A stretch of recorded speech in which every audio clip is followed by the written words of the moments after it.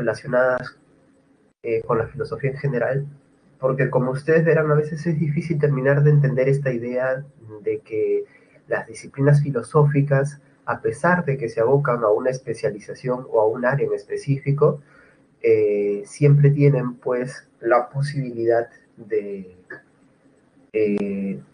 permitir información y problemas que se transfieren a las otras disciplinas, ¿no? Esto a veces es difícil de captar. Y bueno, pues entonces lo que sucede es que la nociología es un campo de conocimiento que también nos llevará a otras disciplinas, a otros problemas en otras disciplinas filosóficas, ¿no?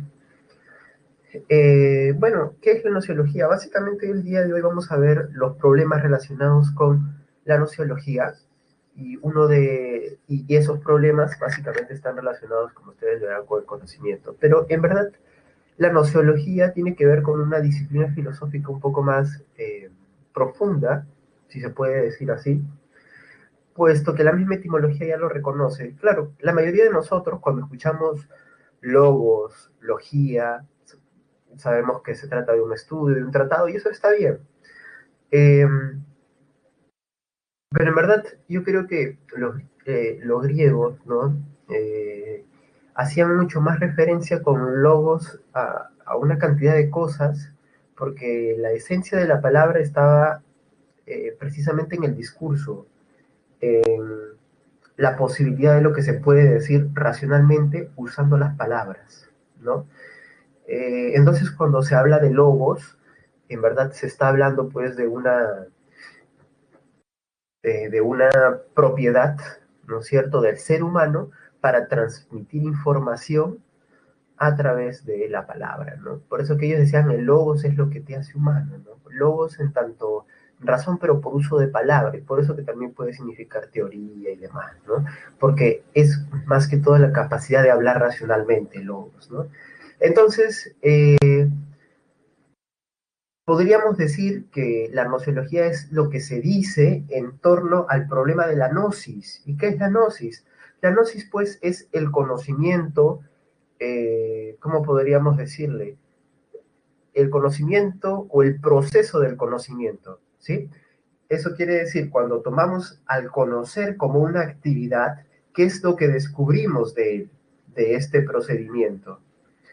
Está claro, pues, que la nociología es definitivamente la disciplina que se encarga de ver cómo este procedimiento, que es el del conocer, está relacionado, pues, perdón, tiene que ver estrictamente con un proceso más interno. Es más, para que se hagan una mejor idea, eh, gnosis entre los griegos significaba algo así como el conocer vinculado espiritualmente, ¿no? Es más, una secta que surgió en algunas polis griegas que se llamó el gnosticismo. Y el gnosticismo decía que para que tú te puedas salvar, tú tienes que conocer los misterios del mundo. Y el gnosticismo precisamente decía gnosis, ¿no? Hay que conocer, es ese conocimiento que cambia tu espíritu. Entonces, miren cómo toda esa tradición un tanto espiritual se ha ido perdiendo, sí es cierto, pero todavía nos ha quedado este residuo de el vínculo que tiene con el ser humano el problema del conocimiento, ¿no? No solamente porque, claro, para algunas sectas pueda salvar tu alma, sino por el hecho de que tiene que ver con un profundo problema del ser humano, que es el problema de considerar qué es lo que puede llegar a saber, porque finalmente alude a su existencia directamente, ¿no? Buenas tardes, Moisés, buenas tardes, Valeria, ¿cómo están? Entonces, por lo mismo, hoy día vamos a hablar de esos problemas a los cuales se ha enfrentado el ser humano relacionados con el conocimiento. Pero para poder manejarnos en ese campo de problemas, eh, yo creo que es importante entender los elementos que aparecen ahí, ¿no? Hacer algunas observaciones. Claro, está el sujeto cognoscente, está el objeto cognoscible, que es más pasivo para muchos, y la representación que surge del contacto entre sujeto y objeto. Eh, yo quiero hacer un par de observaciones. La primera es que la representación ya de por sí genera un problema, ¿no? Un problema nociológico, diríamos. ¿Qué es esta representación? ¿Es una copia de la realidad o es una proyección del sujeto? Bueno, este problema ya no lo vamos a ver ahora en la separata, pero eso es, o sea, tiene su propio problema. El sujeto cognoscente, las capacidades para conocer son un problema. ¿Qué tanto podemos confiar en estas capacidades? Ese es otro problema.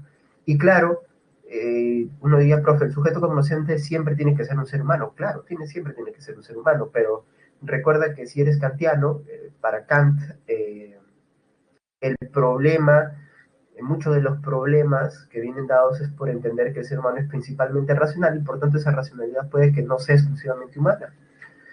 Es por eso que él diría, es mejor digamos que es un sujeto racional y finito, ¿sí? Es eso, y sensible también, que puede experimentar cosas sensibles, ¿no? Entonces, un poco por ahí estaría mejor entender hacia el sujeto cognoscente. Sobre todo si tú ya has tenido contacto con los hermanos mayores, ¿sí? De otros planetas, entonces mejor dices sujeto cognoscente o racional y no ser humano. Y sobre el objeto cognoscible lo mismo, también cabe una desconfianza más que una confianza, porque no sabemos si lo que conocemos sobre el objeto es lo último o si todavía hay más cosas por descubrir en él, ¿no? Entonces, un poco así presentados los elementos, creo que podemos proceder a ver ya uno de los primeros problemas más importantes dentro de la nociología.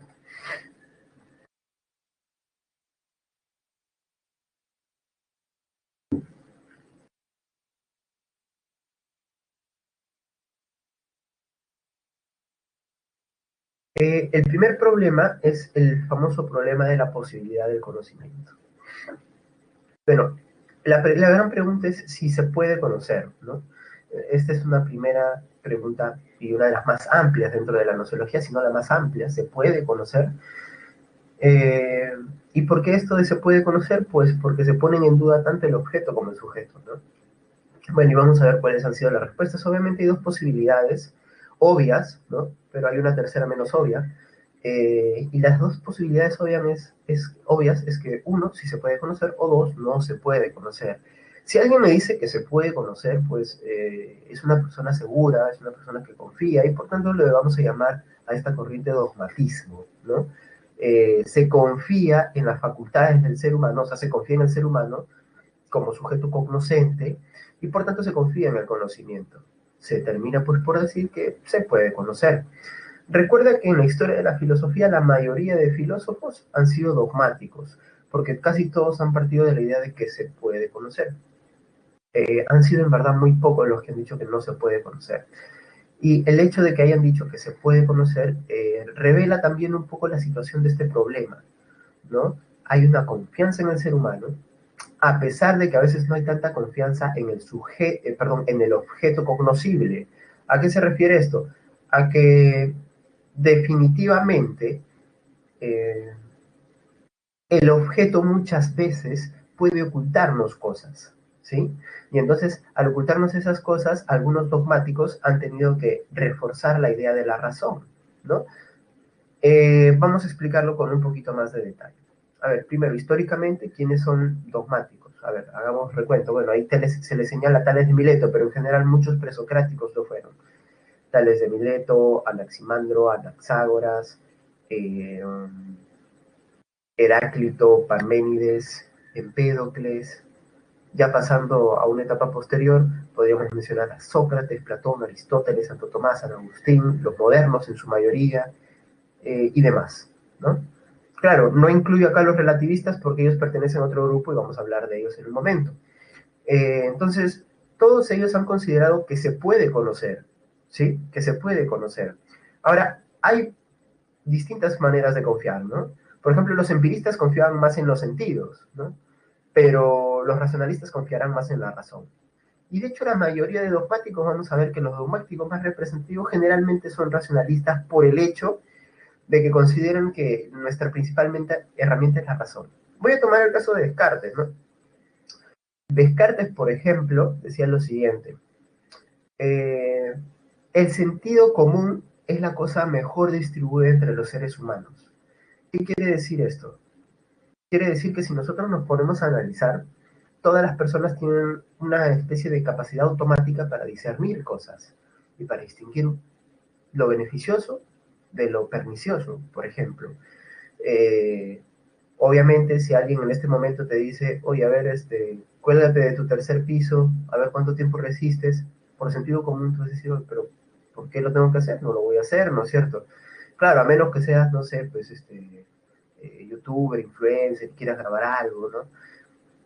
Eh, entonces la idea que tiene, por ejemplo, Descartes es que por sentido común, al toque voy a tener que detectar que es una mala idea, ¿no?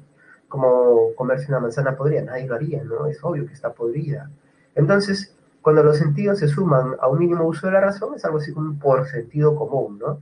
Si ella ya no te responde como antes, la vez que pare en el WhatsApp, pero ya no habla contigo, entonces es obvio, ¿no? Sentido común, algo está pasando, ¿no? Eh, entonces, el sentido común es la cosa mejor distribuida, decía Descartes, pero hay cosas que no se pueden resolver a través del sentido común. Y esas cosas, ¿cómo se resuelven? Lamentablemente, solamente se pueden resolver con el análisis cuidadoso a través ¿de qué? A través de la razón. O sea, ya la razón usada, pero de manera, pues, más precisa, ¿no? Y más exigente, podríamos decirlo, a diferencia del sentido común. Entonces, si hay algún problema, si el objeto me está engañando, lo que sea, o ella me está engañando, usando la razón analítica ya puedo terminar de, pues, descubrir esas últimas cuestiones. O sea, hay una confianza bastante grande en la mayoría de los dogmáticos. Bueno, pero esta es la posibilidad positiva, ¿no? Decir que sí se puede conocer. La posibilidad negativa es la que recae en el escepticismo, y el principal representante del escepticismo fue nuestro amigo Pierrón de Elis, ¿no?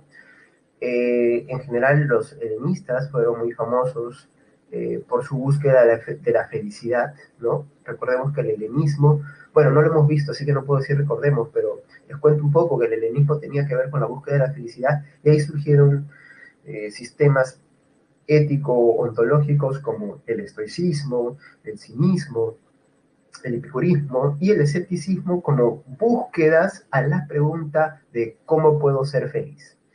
Bueno, digamos que Pirrón de Elis es uno de los más tardíos y él vio cómo las otras propuestas del helenismo, eso quiere decir los cínicos, Epicuro, eh, o los estoicos, debatían constantemente por el problema de la felicidad y veía cómo los que lo seguían, pues prácticamente iban a muerte en los debates, ¿no?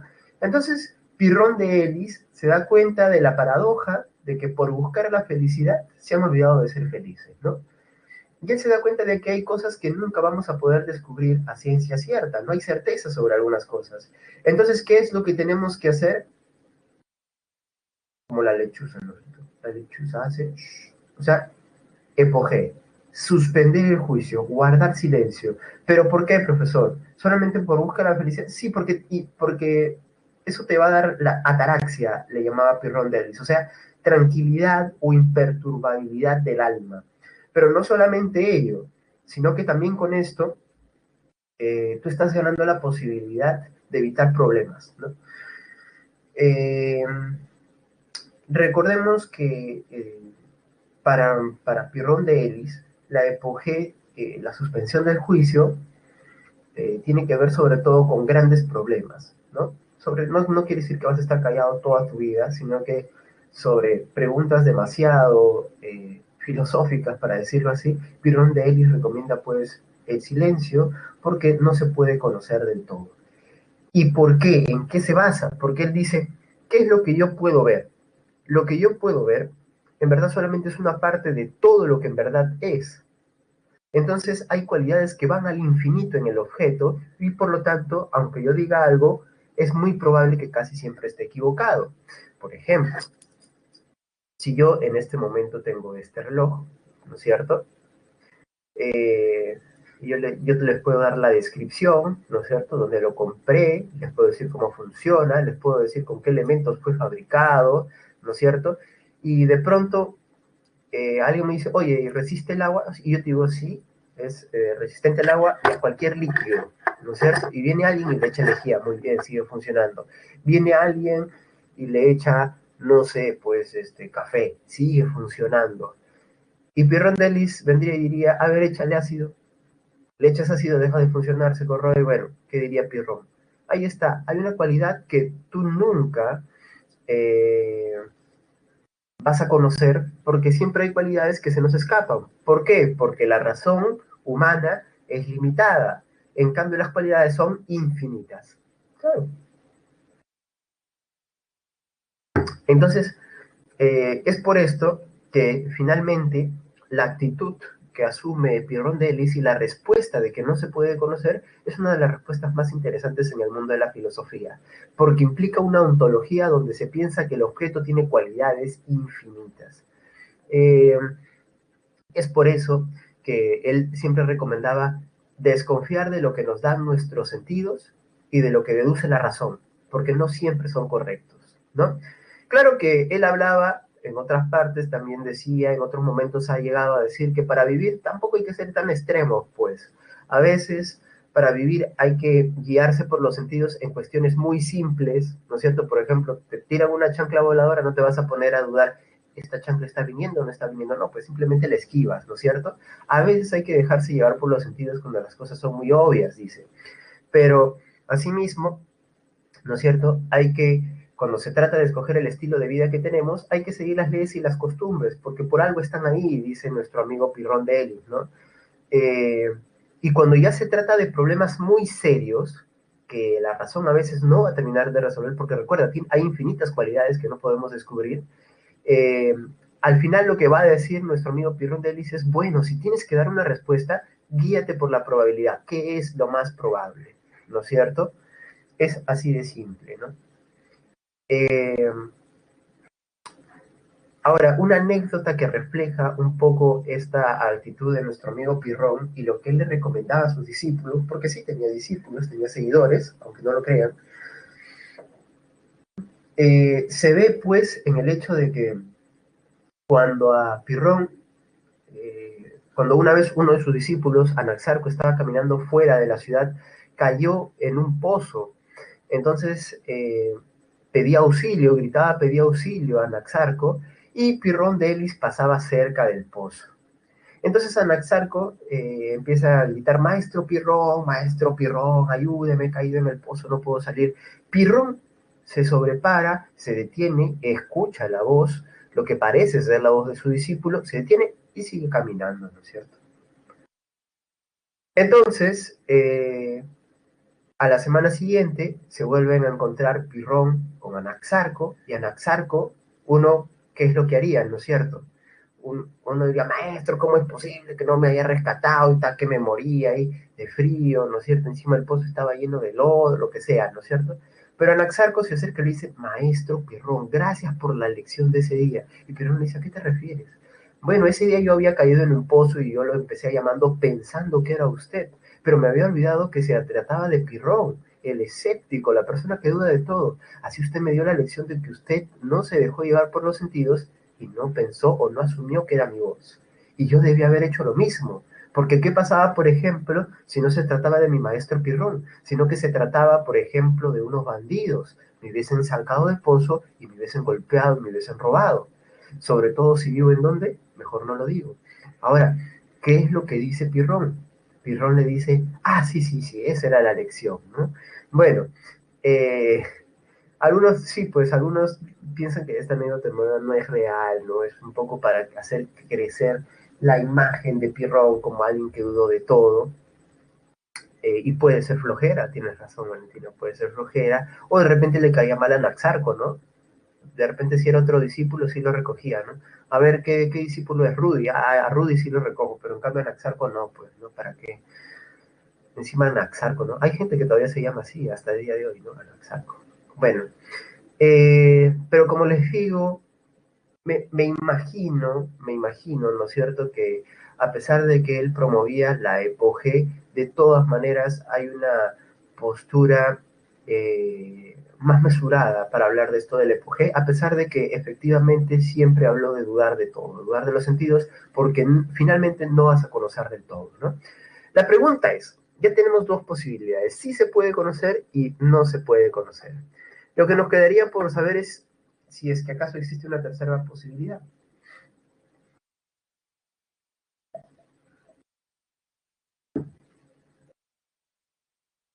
si acaso se puede y no se puede conocer, o ninguna de las dos, no sé.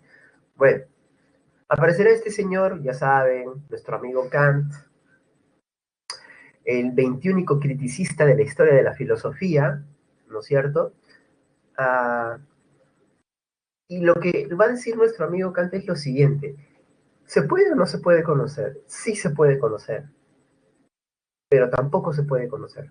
Ajá. ¿Cómo es esto? Bueno, recuerda que para Kant toda la realidad se compone básicamente eh, de dos formas, vamos a ponerlo así. ¿Bien? Hay dos realidades, en verdad, diría Kant. Una realidad es la que tú puedes ver, la que puedes experimentar, que es la realidad de donde están los fenómenos. ¿Sí? Y no me refiero a los feos, sino me refiero a fenómenos en tanto sucesos que acuden a tu mente, a tus sentidos. Están los fenómenos, pero también están, ¿no es cierto?, dentro de la misma realidad, un aspecto de ella que nosotros no podemos conocer. Esos fenómenos que no podemos conocer terminarían pues, perdón, ese aspecto de la realidad que nosotros no podemos conocer es lo que él no llama fenómenos, sino que llama noúmenos, ¿sí? Si te cuesta recordarlo, noúmenos, no lo puedo conocer, ¿bien? Entonces, los noúmenos son estas esencias de las cosas que yo nunca voy a terminar por conocer por el simple y sencillo hecho de que escapan de la cognoscibilidad o de las capacidades humanas. Pueden que sean las esencias últimas y verdaderas de las cosas, pero lo siento, no lo podemos conocer, ¿sí? Permanecen ocultos, dice Kant.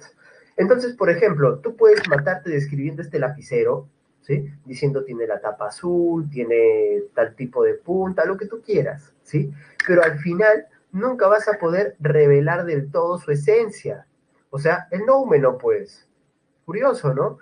Entonces, la pregunta que le podemos hacer acá, como se le hicieron luego, es, pero papi, si no se puede conocer, ¿cómo hablas del noumeno? ¿Por qué hablas del noumeno si no se puede conocer? ¿Acaso tú lo has conocido? No. Pero Kant dice, lo que pasa es que como la razón y los sentidos tienen límites, yo tengo la posibilidad de decir que hasta acá llegué, hasta acá conozco. Eso que ya no se conoce, simplemente le estoy poniendo nombre, no quiere decir que lo estoy conociendo, dice Kant. Yo simplemente estoy diciendo que esto es lo que no puedo conocer. Estoy reconociendo la limitación de la razón y la limitación humana, ¿no es cierto?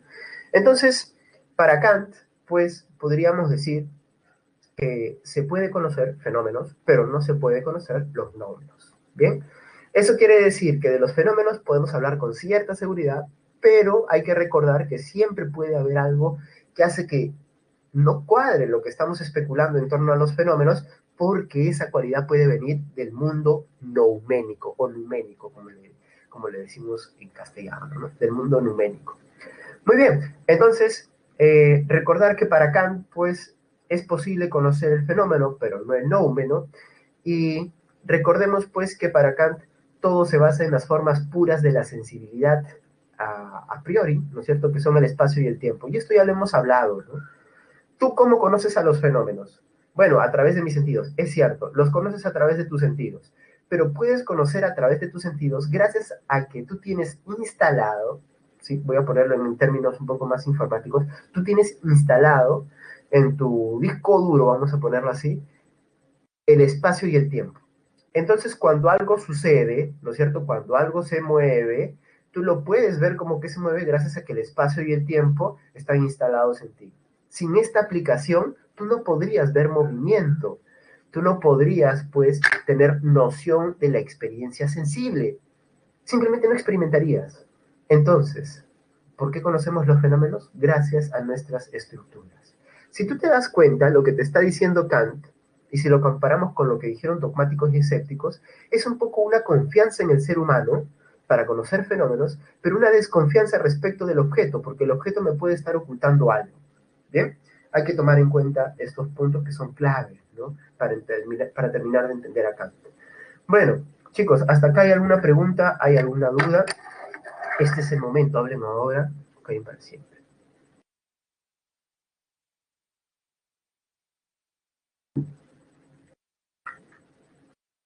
¿Verdad? A ver, nadie. Preguntas, dudas, consultas sobre Kant, nociología, el primer problema que hemos visto, Genial, Valentina, gracias. ¿Alguien quiere cantar una canción? De repente, todo el mundo con las manos arriba y cant, y cant, y cant. ¿Nadie? ¿Listo? Bien, entonces continuemos.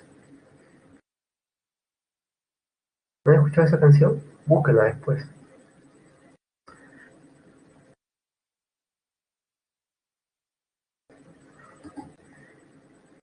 Entonces, un segundo problema que nosotros ya lo hemos visto, cuando hablábamos de la modernidad ya lo hemos visto. No, eso es como un repaso, pero vamos a verlo de una manera más confrontacional, ¿no? Y quizás diciendo algunas cosas que no se pudieron decir en ese momento, ¿no? El problema del origen del conocimiento. ¿Cuál es el origen del conocimiento? Confronta dos posturas conocidas como racionalismo y empirismo, donde esta última, el empirismo, nos dirá que el conocimiento nace de la experiencia, mientras que la primera, el racionalismo, nos dirá que el conocimiento nace de la razón. No es que ambos hayan dicho que, no es que los empiristas hayan dicho que la razón no tiene nada que ver en el proceso del conocimiento, ni que los racionalistas hayan dicho que la experiencia no tiene nada que ver en el proceso del conocimiento. Bien, todo lo contrario. Ambos reconocen el papel de las otras herramientas, ¿sí? De la experiencia sensible o de la razón, pero piensan que hay uno que es primero, ¿no? Entonces ahí es donde empieza la discusión. Empecemos con los racionalistas. ¿Por qué los racionalistas decían que la razón es la fuente del conocimiento, el verdadero origen del conocimiento? Porque para ellos de acá nacen las ideas universales, las que sirven para todo ser racional.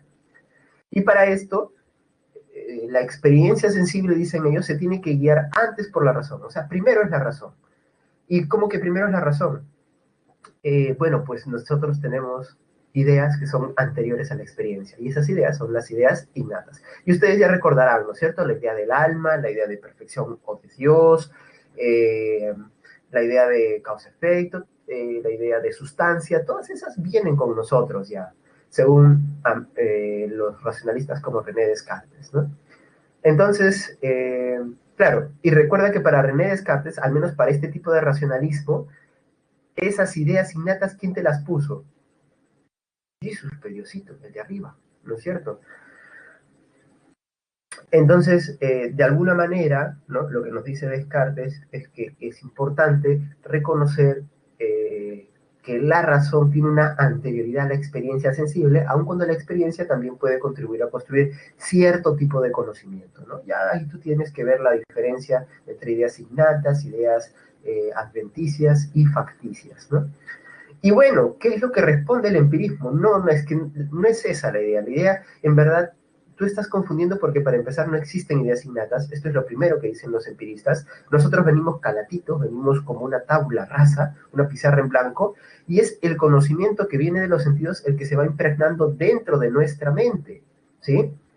Y es por eso, ¿no es cierto?, que nosotros solamente lo único que podemos conocer es todo lo que nos es dado por los sentidos. Nada nos ha sido dado de manera innata o automática desde nuestro nacimiento. Todo viene de los sentidos. Estas cuestiones que proponen los empiristas nos dicen que primero es la experiencia y ya después usamos la razón si quieres para ordenar el conocimiento. Pero primero es la experiencia. Ahora, otros racionalistas, miren, otros racionalistas modernos, incluso de la época de Descartes, coincidirán con él en que la razón es importante, o la más importante, que es la primera, que existen ideas innatas, pero no explicarán de la misma forma las ideas innatas, y cada uno tendrá su propia secuencia lógica. Por ejemplo, ¿no? Para hablar de alguien, está nuestro amigo Baruch Spinoza, ¿no? Y Spinoza, que fue un monje que luego dejó de serlo, pues empezará teniendo para empezar, tiene una idea distinta de lo que es Dios. Según Spinoza, no es que Dios sea una figura creadora, ¿no? En el sentido de que es un ente que creó y luego se fue, sino que más bien Dios es alguien que creó, ¿sí? Y después, no, sino, perdón, que Dios es una sustancia infinita y dentro de ella surgen los objetos y dentro de los objetos también surgen los seres humanos, ¿sí? Entonces, esta postura conocida como panteísmo, como que todo es Dios, ¿no es cierto? La naturaleza, los seres humanos, los sujetos, todo es Dios, porque hay una sola sustancia que es Dios, eh, le hace decir a Baruch Spinoza que no es que Dios ponga las ideas innatas en ti, sino que tu razón tiene las ideas innatas porque es parte de Dios. No sé si se entiende la lógica. Como soy parte del todo es Dios, entonces mi razón tiene la posibilidad de conocer todo ello. Es un poco parecido también a lo que dice otro gran racionalista, aunque a veces no se le dice así, sino que se le dice idealista, nuestro amigo Hegel, ¿no es cierto? Nosotros venimos del todo, del absoluto, dice él, y por tanto nuestra razón tiene la posibilidad de entrar en contacto con ese absoluto, pues, ¿no? Bueno, eh, estas ideas racionalistas, recuerden, tienen variaciones, así como dentro de los empiristas vamos a encontrar que entre Locke y Hume también hay variaciones, ¿no es cierto? Algunos asumen a Hume más como un escéptico, alguien que dudó de la posibilidad del conocimiento, ¿no? Pero es una discusión en la cual nosotros no nos vamos a meter. Bien, ahora, claro, ¿el origen es la razón o la experiencia? Finalmente. Bueno, hay una tercera postura, por si no te gustó ninguna de las dos. Y esa postura es la de nuestro amigo, nuevamente, Immanuel Kant, el criticismo. Recuerda que el criticismo hace referencia a toda su obra, que está escrita como críticas, crítica de la razón pura, crítica de la razón práctica, crítica del juicio, eh, y que pues nos revela, ¿no es cierto?, el carácter revisionista de Kant, porque Kant va tras todas las obras y hace una serie de revisiones para poder precisamente descubrir, ¿no? Para poder descubrir qué es lo que se puede rescatar dentro de la historia de la filosofía. Bueno, ¿cuál es el origen del conocimiento, Kant? Kant piensa de la siguiente manera. A ver, me dijeron que tiene que ser o sensibilidad o razón. Pues ninguna de las dos. Porque cuando la experiencia, para hacer experiencia, entra en contacto con el sujeto, ambos, para conformar el conocimiento, entran en contacto en simultáneo. No es que primero aparezca la experiencia o el objeto y después venga el sujeto y su razón para conocer. No, no, ni al revés. Ambos entran en contacto y surge el proceso del conocimiento. Entonces, ¿cuál es el origen del conocimiento? Ambos, pues. Pero hay algunos detalles que hay que observar, dice Kant. Primero, el sujeto, ¿sí? Y esto ya lo hemos visto antes. Voy a ver si tengo por ahí la diapositiva para que lo podamos ver. Déjenme ver un minuto, no me acuerdo en qué semana estaba. Acá está.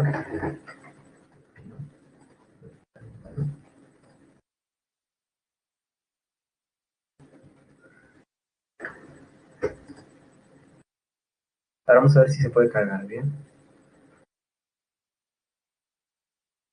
Denme un minuto, está cargando. Ahí está.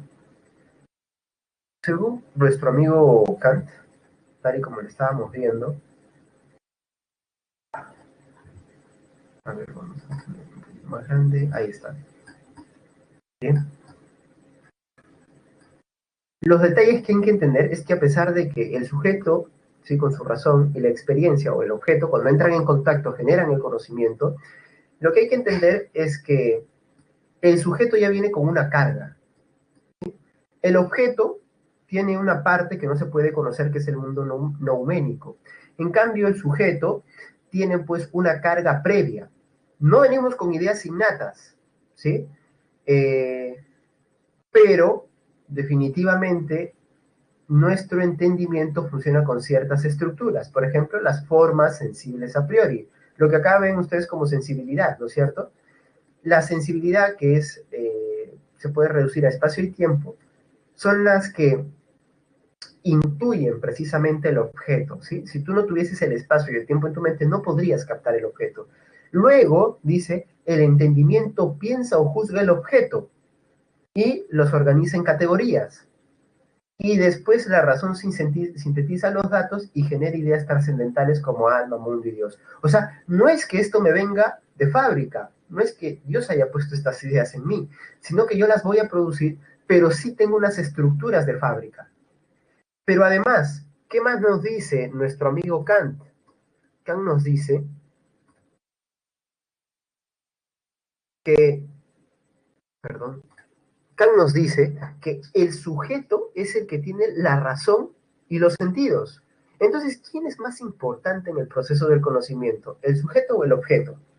Obviamente el sujeto, a pesar de que el conocimiento se construye con la confluencia simultánea de ambos.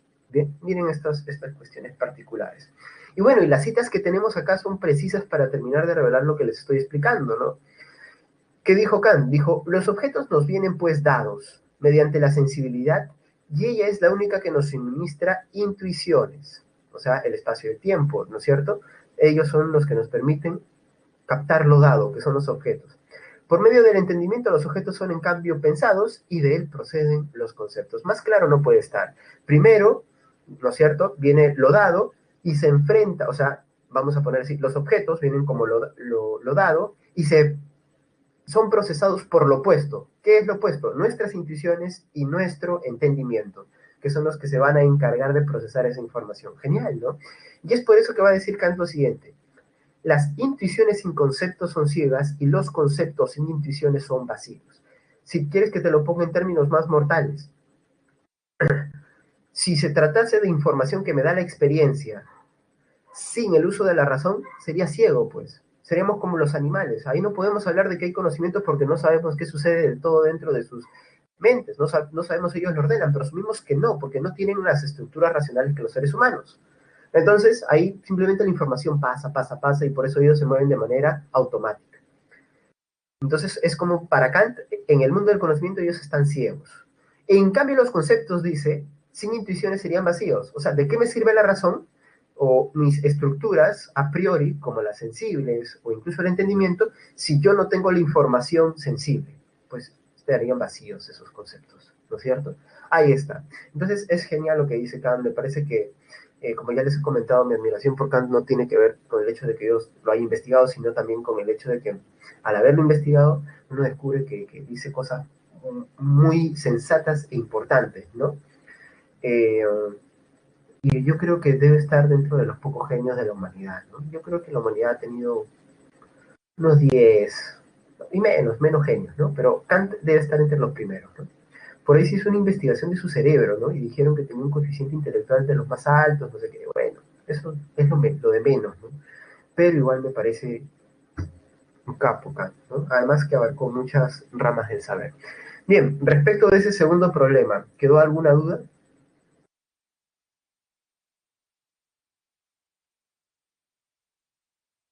Bien, genial, entonces podemos seguir.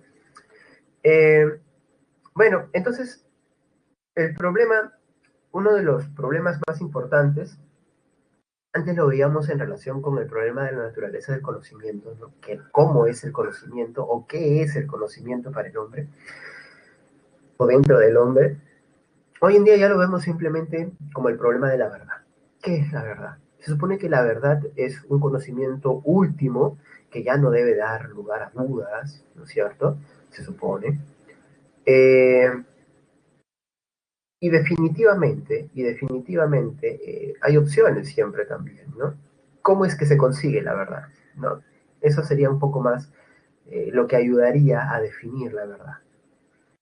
Bueno, para empezar, tenemos una teoría que ya hemos visto. Yo les había dicho ya que esta teoría la íbamos a ver, pero de alguna manera ya ha sido revisada o al menos mencionada, y es la teoría de la verdad como correspondencia. También se conoce como la teoría del espejo, ¿sí? ¿Por qué? ¿Qué quiere decir? Que algo es verdad cuando lo que se dice, los enunciados, reflejan lo que está en la realidad. Si se corresponden, entonces yo digo que eso es verdad. Por ejemplo, tú me describes a mí y le vas a preguntar a un compañero si es verdad o no. Entonces tú dices, no, el profesor siempre, es un profesor que siempre sale bien peinado, pulcro, no tiene barba, ¿no es cierto? No usa lentes, tiene una vista excelente, y si tu compañero está en la misma clase y ve al profe y dice, oye, eso no es verdad, porque no corresponde con, ¿no es cierto? No corresponde con lo visto. Entonces ahí no está funcionando un espejo. Y definitivamente si no hay un reflejo, entonces no hay una correspondencia, ¿no? Aristóteles lo puso de la siguiente manera. Es como un trabalengua, pero es un bonito trabalengua filosófico, de hecho. Dijo lo siguiente: decir de lo que no es, o de lo que no es, que es falso. Mientras que decir de lo que es, o de lo que no es, es verdadero. Eso es lo que dijo Aristóteles. En otras palabras, ¿qué es lo que te dijo? Si lo muestras tal y como está en la realidad, es verdad. Si no lo muestras como está en la realidad, es falso. Bien, así de sencillo. Pero puedes usarlo para confundir gente, esta frase, ¿no? A ver en qué circunstancia. Por ejemplo, si te preguntan qué somos, ¿no es cierto? Y tú tienes miedo de contestar esa pregunta, una pregunta que llegó muy pronto, tú le dices, papi, Aristóteles dijo, decir de lo que es que no es, o de lo que no es que es falso. Ya atarantado ya, o atarantada no puede decir nada, ¿cierto? O atarantade, ¿no? Eh, bueno, lo que nosotros vemos es que Aristóteles en verdad está teniendo una versión correspondentista de la verdad, al igual que la van a tener, por ejemplo, Tomás de Aquino, Bertrand Russell, no sé si han escuchado alguna vez de Bertrand Russell, y el discípulo de Bertrand Russell, Ludwig Wittgenstein, de quien vamos a hablar creo más adelante, si no me equivoco.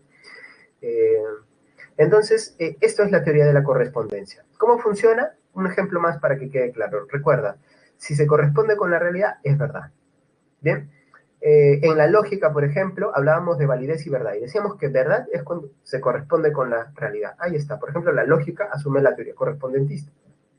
Los científicos asumen también una teoría correspondentista, en su mayoría, ¿no es cierto?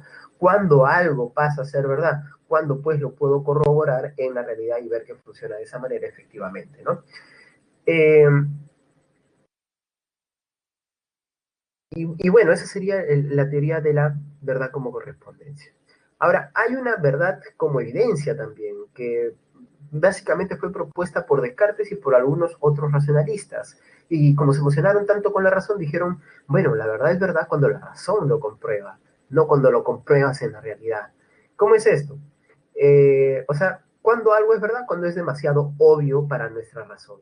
Esa es la definición de verdad, digamos así, de una manera eh, más corriente, ¿no? Para decirlo de una manera más simple. Será verdad algo cuando yo pueda comprobarlo con mi razón y decir que es algo obvio, pues, ¿no? Por ejemplo, yo digo, pienso, luego existo, eso es obvio, ¿no? Si pienso, es porque estoy existiendo en este momento. Entonces, eso es una verdad indubitable, según Descartes, ¿no? Otra cosa que puedes comprobar sin necesidad de la experiencia, como una evidencia, ¿no es cierto?, sin acudir a contrastarlo con los hechos, las verdades matemáticas, los axiomas, por ejemplo, ahí están, ¿no? Entonces, si es muy obvio, obviamente lo tomas como una verdad, ¿no? Según Descartes. Y para eso tienes que usar tu razón, pues para determinar qué tan obvio o qué tan evidente es. Si no es evidente, no es verdad, ¿no? Y hay una tercera postura, ¿no? Que dice, en verdad nosotros decimos que algo es verdad solamente como una excusa, porque en verdad llamamos verdadero a lo que nos es útil, ¿no? Esto es la propuesta pragmática de William James y de Charles S. Peirce, ¿no es cierto? Y que dice que decimos que algo es verdad cuando algo es beneficioso, ¿no? Es por eso que él dice, lo verdadero es solo el recurso de nuestra forma de pensar, así como el derecho es solo un recurso de nuestra forma de comportarnos. O sea que verdadero es la descripción formal que nosotros le damos a algo que, eh, verdadero es la forma, o perdón, el término que nosotros le damos, que le añadimos a algo que nosotros consideramos beneficioso. Por ejemplo, yo quiero decir que es verdad eh, que existo. No necesito acudir a una noción de evidencia. Según William James, esto se asumirá como verdadero no porque es obvio, sino porque es útil, porque me es útil para luego demostrar, no sé, cómo es mi existencia, que no se puede dudar de la existencia, o sea, lo aceptamos por su utilidad. Definitivamente, según James, las cosas que hemos llamado verdaderas han terminado siendo aceptadas como tales porque nos han resultado útiles, o de repente les resultaron útiles a algún grupo, ¿no es cierto?, social, económico, lo que sea, y nos hicieron creer en ello y las seguimos usando como verdades porque funcionan, porque son beneficiosas. ¿Por qué creemos hoy en día en la libertad? ¿Por qué la libertad es uno de los pilares? ¿Somos verdaderamente libres? Hay teorías en torno al comportamiento que dicen que nosotros en verdad no pensamos nuestras decisiones, sino que hay ciertos automatismos. Entonces, ¿qué tan libres somos? Parece que no lo somos. Entonces, ¿qué diría James? Ahí está, pues pensamos que somos libres o lo aceptamos como una verdad porque, ¿no es cierto?, nos resulta beneficioso. pensar que no somos libres de repente generaría angustia o lo que sea, ¿no? Te leo, Ciro, si se pudiera, si se pusiera en duda que todo lo que piensa no necesariamente existe, es lo que hizo Descartes, por ejemplo, Ciro, ¿no? Él usó la famosa duda metódica, dudó de todo lo que existe y dijo, voy a encontrar solamente una primera verdad y de esa verdad deduciré todo el resto del mundo, si es que acaso el mundo existe. Y bueno, él lo hizo partiendo de este axioma de pienso, luego existo, ¿no? Bueno, para él era un axioma, ¿no? Bueno, entonces, uno diría, se ha entendido, creo, ¿no? Estas nociones de verdad. No hay otra noción que podríamos llamar una noción de verdad. Bueno, hay una cuarta noción, a ver.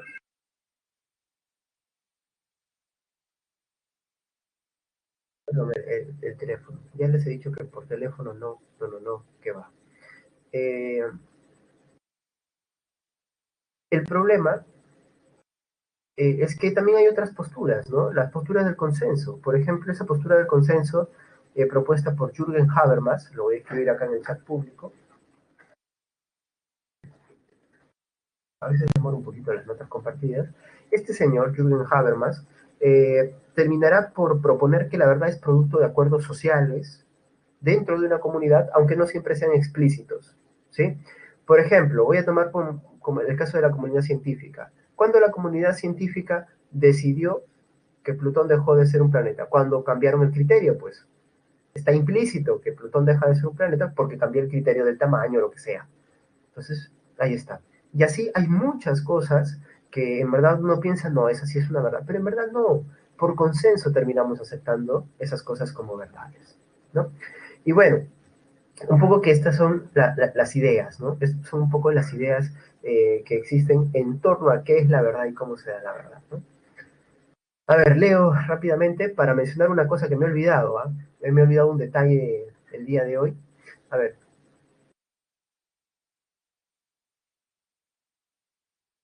voy a ver si te puedo entender, Moisés. A ver, dice, no existiría en un espacio en donde lo que se pudiera sostener como existente se deduciría de una simple forma de ignatismo.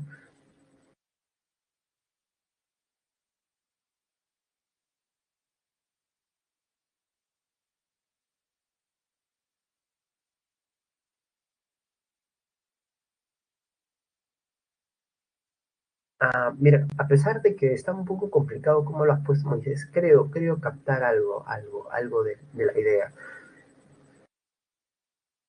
Claro,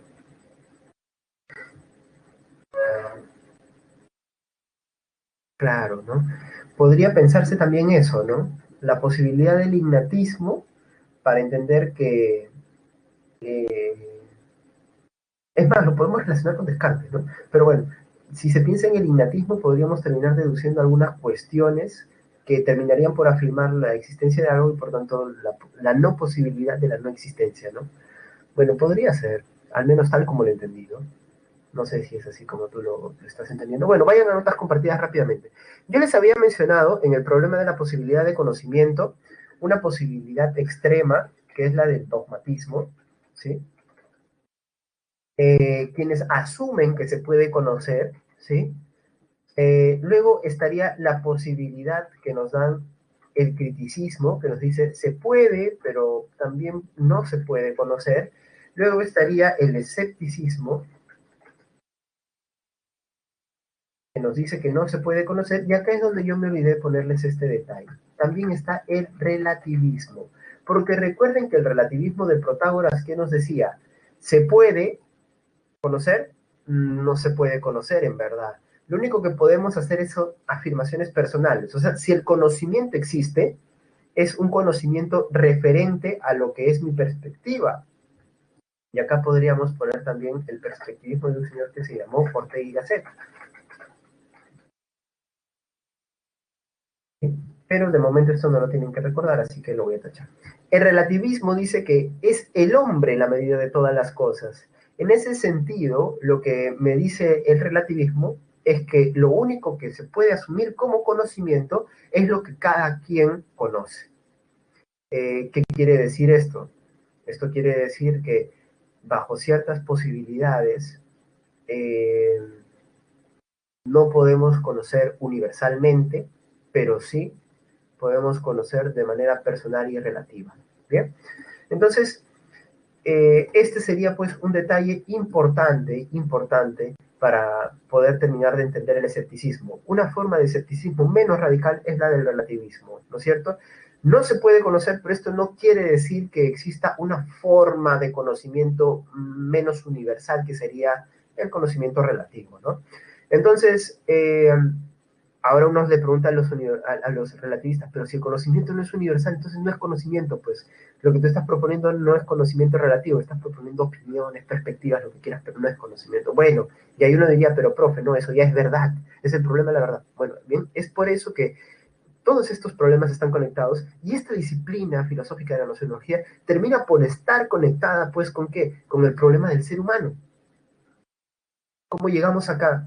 Podemos conocer lo que se nos ha dado y con lo que se nos ha dado podemos conocer de dónde venimos, ¿no? Nuestros hermanos mayores, los extraterrestres, algún día aparecerán y nos dirán que ellos nos crearon, o Diosito vendrá, bajará en la forma de Jesús, en la forma de la paloma, en cualquier otra forma, y nos dirá finalmente que esto era un mal chiste o lo que sea. Bueno, entonces ahí está. Son todos esos problemas, he puesto los casos más chistosos y chavacanos, ¿no? Pero hay problemas más profundos. ¿De dónde venimos realmente?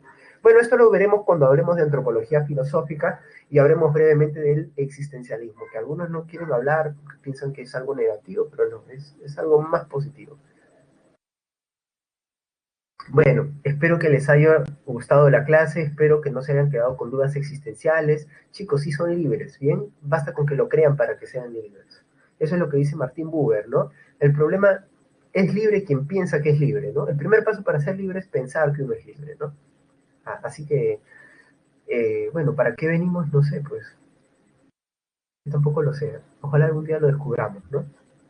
O de repente es como descubrirlo al final del camino, ¿no?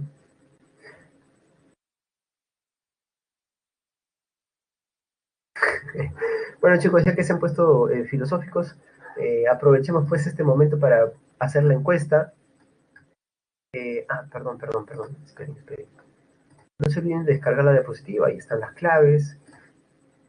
A ver, ya saben cómo funciona el código de la encuesta, ¿no? La A es de amé la clase, la B de buena profe, pero falta mejorar un poquito, la C es, uy caramba, creo que hay que meterle más punche, profe. La D es definitivamente es una de las peores clases a las cuales he asistido y la es una de las peores clases o es la peor clase a la que he asistido, ¿sí?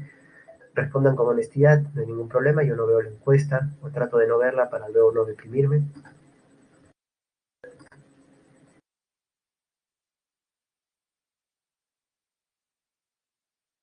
Sí, me lo han dicho, Altair. Aunque yo prefiero pensar que me parezco a un filósofo.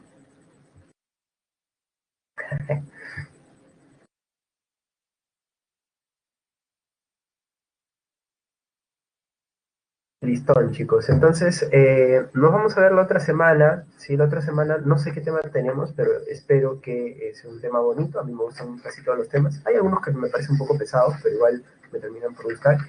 Y pues espero que hayan dado un buen examen. No lo he comentado nada de su examen, pero espero que lo hayan dado bien. Los comentarios que me han llegado es que ha sido una práctica sencilla. Bien, espero que siga siendo así. Recuerden que lo importante es que hagan relaciones para que no se confundan y más allá de que tengan un interés personal por la filosofía, traten de, al margen, siempre hacerlo lo más sencillo que se pueda, ¿no?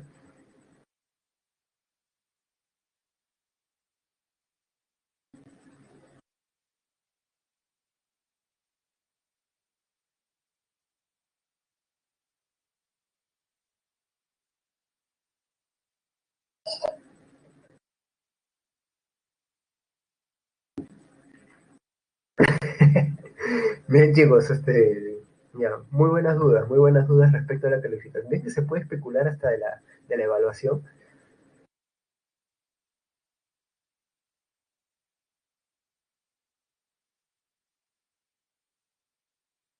Bueno, ya que cada uno está creando su propia realidad, ayúdenme a construir la mía, pues, ¿no? Entonces, evalúen lo más objetivamente que puedan. Chicos, esto me hace recordar un poco esta serie, ¿no? Ricky Morty, ¿no? ¿Han visto?